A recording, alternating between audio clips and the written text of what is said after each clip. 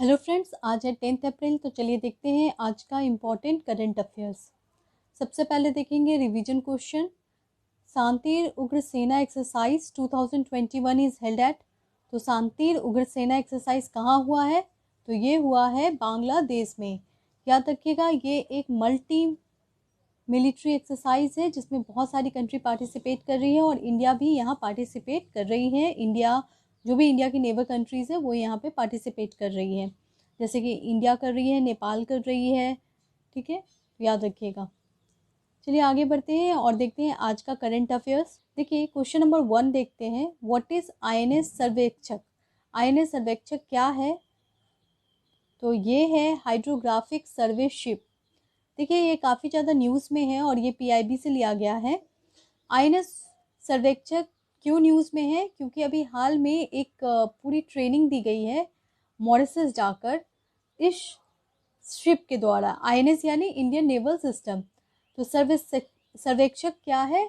एक hydrographic ship है जो कि वहाँ गया है मॉरिशस और वहाँ ट्रेनिंग दी गई है कि कैसे हाइड्रोग्राफिक इक्विपमेंट पे वर्क होता है। ये शिप काफ़ी इम्पोर्टेंट है और इसे इनोवेशन अवार्ड भी मिला है 2015 में। अभी हम लोग ध्यान देते हैं कि या इस शिप में स्पेशल क्या है। तो अगर हम लोग देखें तो इस शिप में बहुत स्पेशल फीचर्स हैं। जैसे सबसे इम्पोर्टेंट फीचर्स इसमें है कि इस शिप में हेलीकॉप्टर भी आराम से उतर सकता है, बॉफर्स हैं, साथ में deep sea multi beam echo sounder है। ठीक है, क्या है? Deep sea multi beam echo sounder है। उसके अलावा साइड स्कैन सोनार है और पूरा डिजिटल है। ठीक है, तो ये बहुत इंपॉर्टेंट है। देखते हैं सोनार क्या है। Sonar is a technique use to sound propagation to navigate detect object on और अंडर वाटर। पानी के अंदर कोई ऑब्जेक्ट रहता है उसको डिटेक्ट करना। ठीक है, सोनार का काम होता है। तो याद रखिएगा ये टेक्नोलॉजी इस्तेमाल की जा रही है इस शिप में जिसका नाम है हाइड्रोग्राफिक शिप। और क्या नाम है इसका? आईएनएस सर्वेक्षक। चलिए आगे बढ़ते हैं क्वेश्चन नंबर 2 की तरफ। चलिए देखते हैं question number 2। Recently who develop dengue detection device?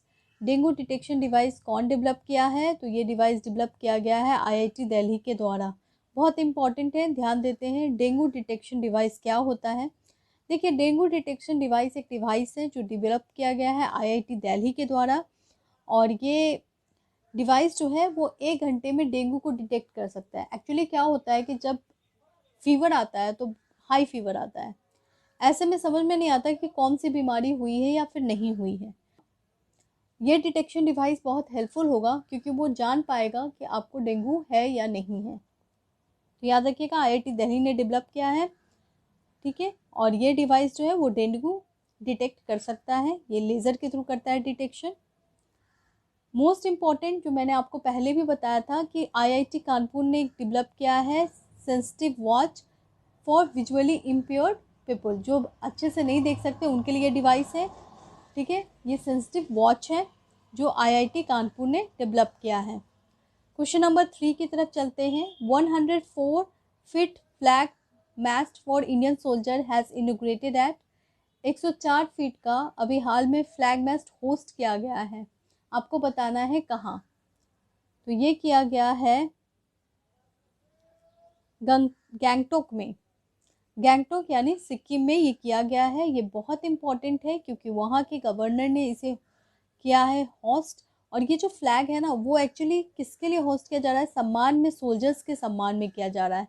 तो ये इम्पॉर्टेंट हो जाता है, तो याद रखिएगा। चलिए आगे बढ़ते हैं क्वेश्चन नंबर 4 की तरफ। Nano sniffer is recently launched by.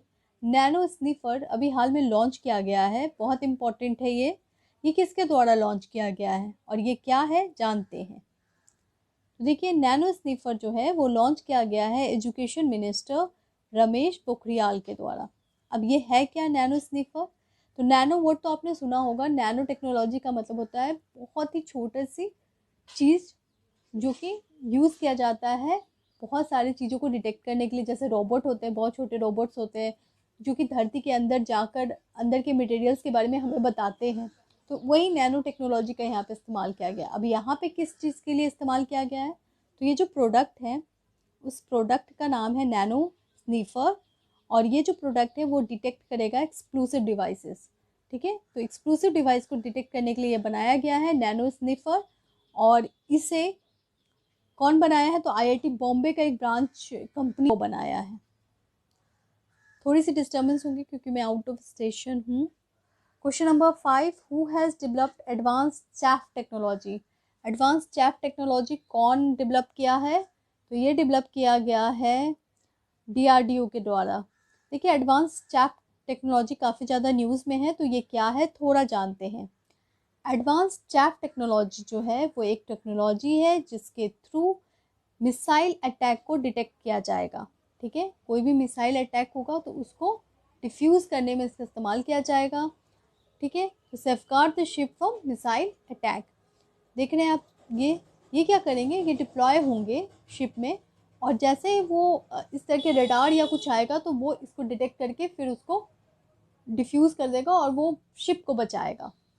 Question number 6, who has release the Hindi translation of Odisha history book? Orissa history book का हिंदी ट्रांसलेशन किया गया है, आपको बताना है कौन रिलीज़ किया इस बुक को। तो इस बुक को रिलीज़ किया गया है नरेंद्र मोदी के द्वारा, इसलिए इम्पॉर्टेंट हो जाता है Hindi translation of Orissa book. देखिए, ये किताब काफ़ी ज़्यादा न्यूज़ में है, इसलिए इसको कवर किया गया है यहाँ पे। Narendra Modi has release this book, और ये उड़ीसा हिस्ट्री पूरी हिस्ट्री है उड़ीसा की, और उड़ीसा को ही उत्कल कहा जाता है। आपने अभी सुना होगा उत्कल दिवस के बारे में मैंने बताया था। सोचिए कब बना था उत्कल दिवस? उत्कल दिवस बनाया गया था 1 अप्रैल को। ये तो हम लोग कभी नहीं भूलते कि अप्रैल फुल बनता है उस दिन, तो याद रखिएगा 1 अप्रैल को ही उत्कल दिवस बनाया जाता है, ताकि आपको याद रहे। तो अप्रैल फुल के दिन ही बनाते हैं हम लोग उत्कल दिवस। देखिए, ये जो उत्कल है यानी उड़ीसा है, उसकी हिस्ट्री के बारे में लिखा गया है, और कौन राइटर है इसके वो बहुत इंपॉर्टेंट है। तो उसके राइटर है हरि कृष्णा मेहताब। ये एक्चुअली चीफ मिनिस्टर भी थे उड़ीसा के, उन्होंने ये किताब लिखी है। Question number 7, what is celebrating on 10th April? 10th अप्रैल को क्या सेलिब्रेट करते हैं हम लोग? तो 10th अप्रैल को सेलिब्रेट किया जाता है वर्ल्ड हेम्योपैथिक डे। जी हाँ, वर्ल्ड हेम्योपैथिक डे सेलिब्रेट किया जाता है। और वर्ल्ड हेम्योपैथी के फादर किसको कहते हैं? बहुत इंपॉर्टेंट है, डॉक्टर सैमुअल हैनेमैन, उनको कहा जाता है होम्योपैथी के फादर, और उन्हीं के बर्थडे के दिन हम लोग सेलिब्रेट करते हैं वर्ल्ड होम्योपैथी डे। तो कब होता है? 10 अप्रैल यानी आज। Question number 8, who has release the book online dispute resolution handbook? कौन रिलीज़ किया है ये book? Online dispute resolution handbook. ये बहुत इंपॉर्टेंट बुक है, ये रिलीज़ किया गया है नीति आयोग के द्वारा। देखिए, नीति आयोग ने अभी हाल में एक बुक रिलीज़ किया है जिस बुक का नाम है ऑनलाइन डिस्प्यूट रेजुलेशन बुक। ये बहुत इंपॉर्टेंट बुक है, इसमें ये बताया गया है कि बिजनेसमैन कैसे ऑनलाइन अपने डिस्प्यूट को सॉल्व कर लेते हैं। क्वेश्चन नंबर 9 की तरफ चलते हैं। From April 11 to 14th April as Tika Utsav is organising in the country to vaccinate people and prevent from. अभी हाल में हम लोग बना रहे हैं टीका उत्सव, और टीका उत्सव 11 अप्रैल से 14 अप्रैल तक बन रहा है। और ये किस डिजीज को वैक्सीनेट करने के लिए बनाया जा रहा है? तो ये बनाया जा रहा है कोविड-19 को। जी हाँ, कोविड-19 का वैक्सीन ज़्यादा से ज़्यादा लोग लगाएं, इसके लिए ये लॉन्च किया जा रहा है टीका उत्सव। और 11 अप्रैल को ही क्यों लॉन्च किया जा रहा है? क्योंकि उस दिन बर्थ एनिवर्सरी है ज्योतिबा राव फुले का। ज्योतिबा राव फुले बहुत ही रिनाउंड पर्सनालिटी हैं, ये हिस्ट्री में जाने जाते हैं क्योंकि इन्होंने बैकवर्ड क्लास और एजुकेशन क्लास दोनों को आगे बढ़ाने में बहुत बड़ा योगदान दिया है। ठीक है, तो बैकवर्ड क्लास को फोकस किया है, और साथ में जो चाइल्ड एजुकेशन है, विमेन एजुकेशन है, उस पर भी इन्होंने फोकस किया है। तो इसीलिए इनका जो बर्थ एनिवर्सरी इम्पॉर्टेंट हो जाता है 11 अप्रैल को है, और इसीलिए हम लोग आज स्टार्ट किए हैं टीका उत्सव। Question number 10, renowned known company has deal with which company for vehicle scrappage service? अभी हाल में रिनाउंड नोन कंपनी जो है वो किस कंपनी के साथ डील की है ताकि व्हीकल स्क्रैपेज सिस्टम को लाया जा सके? तो देखिए, सबसे पहले जानते हैं रेनॉल्ट जो है वो एक गाड़ी बनाने की कंपनी है, और वो डील की है सेरो रिसाइकलिंग के साथ ताकि स्क्रैपेज सिस्टम लाया जाए। स्क्रैपेज सर्विस क्या होता है? बजट में आपने सुना होगा। देखिए, जो गाड़ी पुरानी हो जाती है उसको रिसाइकल करके, मॉडिफाई करके नई गाड़ी बनाने के लिए रिनाउंट ने ये डील किया है। व्हीकल स्क्रैपेज पॉलिसी इंडिया में क्या है और अभी हाल में बजट में इम्प्लीमेंट किया गया है। इसके अंतर्गत क्या होगा कि सपोज़ कीजिए कि आपकी प्राइवेट कार है, तो वो जो है अगर 20 साल तक रजिस्टर्ड नहीं हुई है और पुरानी हो गई है और वो देखा जाएगा कि वो अनफिट है, तो गवर्नमेंट उसको अलाउ नहीं करेगी। इसलिए 15 साल के बाद अपनी गाड़ी को फिर से रजिस्टर्ड करवाएं और देखें कि आपकी गाड़ी कंडीशन में है या नहीं है। ठीक है, यानी अगर 20 साल बाद आपकी गाड़ी रजिस्टर्ड नहीं है या अनफिट है तो आपकी गाड़ी हट जाएगी। अगर हम लोग कमर्शियल व्हीकल की बात करें जैसे कि बस वगैरह, तो उसमें क्या है, तो देखिए बस वगैरह का क्या है कि 15 साल दिया गया है। अगर आपकी गाड़ी 15 साल तक रजिस्टर्ड नहीं होती है और आपकी गाड़ी पुरानी हो गई है, अनफिट है, तो आपकी गाड़ी को क्या किया जाएगा, हटा दिया जाएगा। इसलिए 10 साल बाद ही अपनी गाड़ी को रजिस्टर्ड करवा लें। यानी कि प्राइवेट में 20 साल है तो कमर्शियल में 15 साल है। चलिए देखते हैं आज का सवाल। India will host G20 meet in which year? India कब होस्ट करने वाली है G20 मीट? जल्दी से इसका आंसर दे दें और अगर आपको वीडियो अच्छा लगे तो प्लीज़ लाइक कर दें, शेयर कर दें और चैनल को सब्सक्राइब कर दें अगर आपने नहीं किया है। Thank you so much.